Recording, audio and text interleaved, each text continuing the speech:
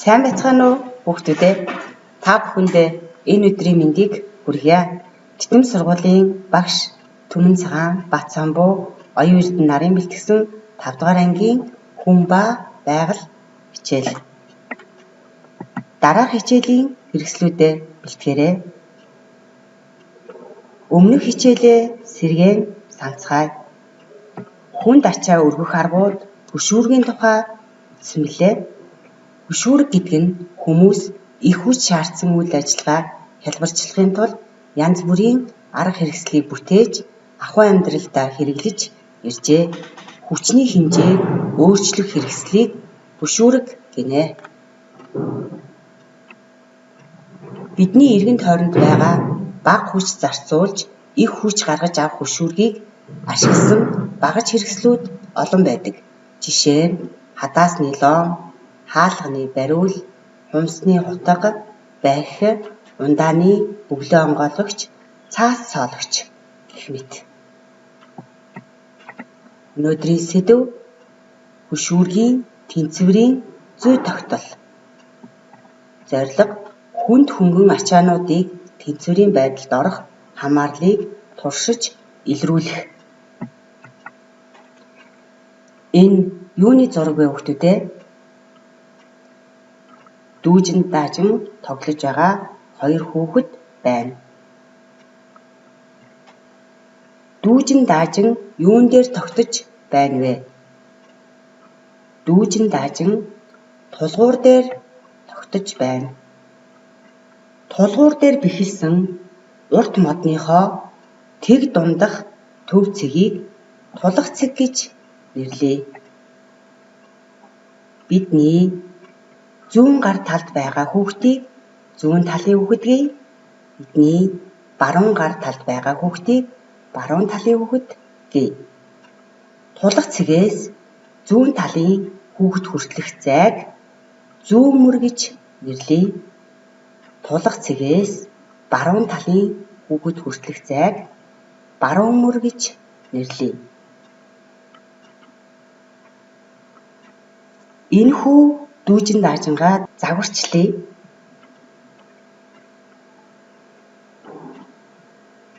Дүүжин даажингийнхаа загварчлалыг хөшүүрэг гэж нэрлэе. Энэ хөшүүрэгт маань тулгуур, тулах цэг, зүүн мөр, баруун мөр байна. Энэхүү хөшүүргээ ашиглан сонирхолтой туршилт хийцгээе. Хөшүүргээ тулах цэгээсээ зүүн баруун тийш нь ижил хуваарлая. Зүүн мөрөнд 8, баруун мөрөнд 8 гэсэн хуваар хийлээ. Багш нь хөшүүргийнхээ зүүн мөрөнд тулах цэгээсээ 4-р зайд 5 кг тухай тавилаа. Хөшүүрэг яаж байна? Хөшүүргийн тэнцвэрт байдал алдагдлаа. Хөшүүргээ тэнцвэртэй байлгах туршилт хий. Багш нь хөшүүргийнхээ баруун мөрөнд 5 кг тухайг тавья. Гэхдээ тулах цэгээсээ хол зайд 8 дээр тавьж үзье.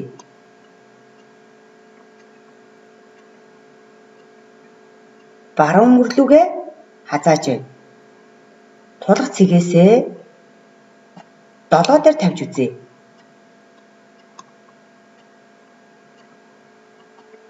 Баруун мөрлөө хазааж байна. 6 дээр тавьж үзье.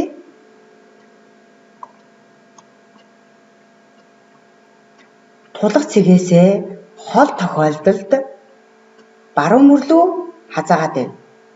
Тэгвэл тулах цэгтээ ойртуулж 1 дээр тавьж үзье. Тулах цэг дээрээ ойртуулан 1 дээр тавихад зүүн мөрлүүгээ хазааж байна. 2 дээр тавьж үзье.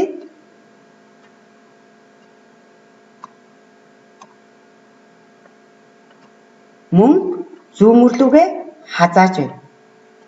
Хөшүүрэг тэнцвэрт байдалд орох болов хүүхдүүдээ? Тулах цэгээсээ хэд дээр тавьбал хөшүүрэг тэнцвэрт байдалд орно гэж та нар бодож байна?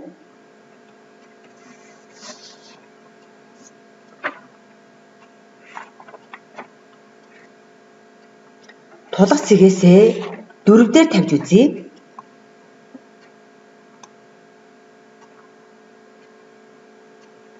Хөшүүрэг маань тэнцвэрт байдалд орлоо. Тулах цэгээс баруун зүүн тийш зайны хэмжээ ижил мөн туухааны жин ижил тохиолдолд хөшүүрэг тэнцвэрт байдалд орж байна. Баруун мөрдөх туухааны байршлыг өөрчлөхөд мөрний хэмжээнээс хамаарч зүүн баруун тишээ хазааж байгааг түрүүн бид туршилтаар нотлолоо. Туршилт 2. Зүүн мөрөнд байгаа 5 кг туухайг 4 дээр нь хэвээр үлдээе. Харин баруун мөрний туухайг 2 дахин нэмэгдүүлж 10 кг туухай тавьж тулах цэгээсээ холдуулан 8 дээр тавьж үзье. Энд хөшүүрэг яаж байна? Мөн хөшүүргийн тэнцвэрт байдал алдагдж байна. Хөшүүргээ тэнцвэртэй байлгах боломж байх болов уу хүүхдүүдээ? Туршилт хийж үзье. Мөн 7 дээр тавьж үзье.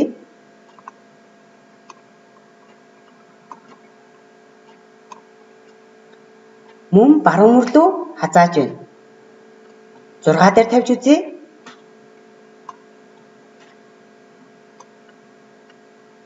Мөн баруун мөр рүү хазааж байна. Тэгвэл тулах цэгтэй ойртуулан 1 дээр тавьж үзье. Гэтэл зүүн мөр рүү хазааж байна. 2 дээр тавьж үзье.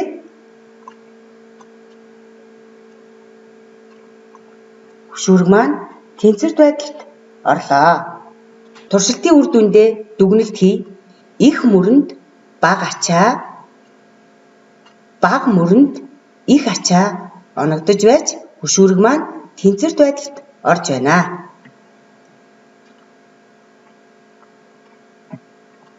Туршилтаа томьёолвол зүүн мөрний туухааны хэмжээ мөрний хэмжээний үржүүр нь баруун мөрний туухааны хэмжээ мөрний хэмжээний үржүүртэй тэнцүү байна. Үүнийг хүснэгтлвэл 5 кг ачааг 4-р мөрөнд байрлуулсан. Баруун мөрөнд 10 кг ачааг 2-р мөрөнд байрлуулсан. Зүүн мөрний ачааны дарга хэмжээ нь баруун мөрний ачааны дарга хэмжээтэй тэнцүү тохиолдолд хөшүүрэг тэнцвэрт орно. Хөшүүргийн хүчний хэмжээг туухай ба дарга мөрний хэмжээг үржүүлж олно. Тэнцвэрийн үед мөрний хэмжээ 2 дахин их бол туухайны хэмжээ 2 дахин бага байна. Хүснэгтэн мэдээллээс харцгаая. Зүүн мөрөнд ачаа 5 кг, мөр нь 4. Баруун мөрөнд ачаа нь 10 кг, мөр нь 2. Үүнийг томьёонд орлуулбал зүүн мөрний туухайны хэмжээ нь 5, мөрний хэмжээ нь 4. 4 ба 5-ын үржүүр 20. Баруун мөрний туухайны хэмжээ нь 10, мөрний хэмжээ нь 2. 10 ба 2-ын үржүүр 20. Ингээд 20-20-тойгоо тэнцүү хөшүүрэг тэнцвэрт байдалд орсон байна. Өнөөдрийн үндсэн хичээлээ баттгаад дасгал ажиллацгаая. Игч дүү 2 дүүжин даажингаар тоглов. Дүү нь 20 кг жинтэй тулах цэгээс 6 дугаар мөрөн дээр суусан. Игч нь 30 кг жинтэй бол баруун мөрний хаан суувал дүүжин даажин тэнцвэртэй байх вэ? Туршилтаар бодцгоё. Игч 30 кг. Тулах цэгээсээ хол 8 дээр суулгая. Баруун тишээ хазааж байна. Игч нь дийлж байна. 7 дээр суулгая. Мөн адил игч нь дийлж байна. За тулах цэгтэй ойртуулан 1 дээр суулгая. 2 дээр суулгая.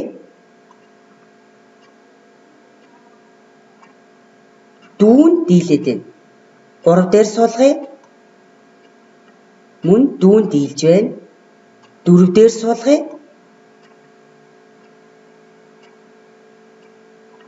Эгч дүү хоёрын дүүжин даажин тэнцвэрт байдалд орлоо. Энэ бодлогоос харахад их зайд бага ачаа, бага зайд их ачаа оногдож байна.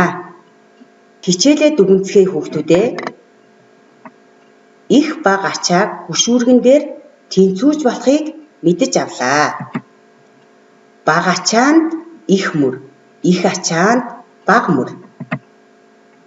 Баруун ба зүүн мөрийн ачаа тэнцэж байхын тулд ачааны дарга хэмжээ ба мөрний хэмжээний үржүүрүүд нь хоорондоо тэнцүү байна. Тэнцвэрийн үед мөрний хэмжээ 2 дахин их бол туухааны хэмжээ 2 дахин бага байна. Хүүхдүүдээ өнөөдрийн хичээлээ баттгаад гэртээ сурах хүчийнхээ 55 дугаар хуудасны бодлогыг бодоорой. Анхаарлаа хандуулсан та бүхэнд баярлалаа.